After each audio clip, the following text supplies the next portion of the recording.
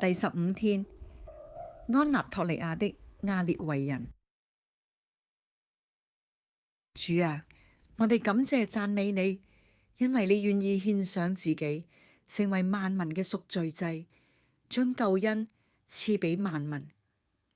並且呼召屬你嘅子民進入廣大禾場，收主你嘅莊稼。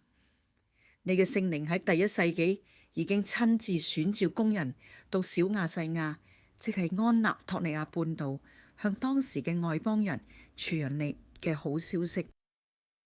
今日有數以千萬生活喺安納托利亞嘅亞列維人，佢哋係土耳其最大嘅伊斯蘭什葉派少數族群，佢哋常常遭到政治同埋社會意識形態嘅偏見同埋騷擾。主啊，你認識佢哋嘅文化，深知道佢哋嘅需要，懇求你差派願意順服委身嘅基督工人，特別係有教導恩賜嘅老師，有音樂藝術恩賜嘅音樂家，同埋有負擔嘅商人，到亞列維人當中分享你嘅生命之道，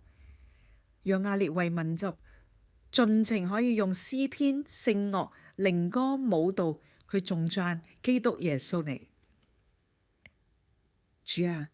我哋都求你打開安納托利亞亞列維人嘅心，讓佢哋渴慕以認識基督耶穌為至寶，而唔係教派所睇重嘅家譜傳統。求主幫助佢哋嘅心成為好土，去讓你嘅生命之道喺佢哋嘅心田裏邊結出豐盛嘅好果子。主耶穌，我哋為喺亞列維民族當中有跟隨你嘅人獻上感恩。雖然目前佢哋為數唔多，但係佢哋係喺佢哋民族中屬於主你嘅初熟果子。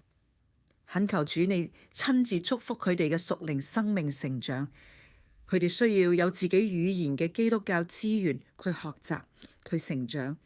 求主你幫助同埋帶領當中嘅工作，讓亞列維民族同得福音嘅好處，歸榮耀俾你。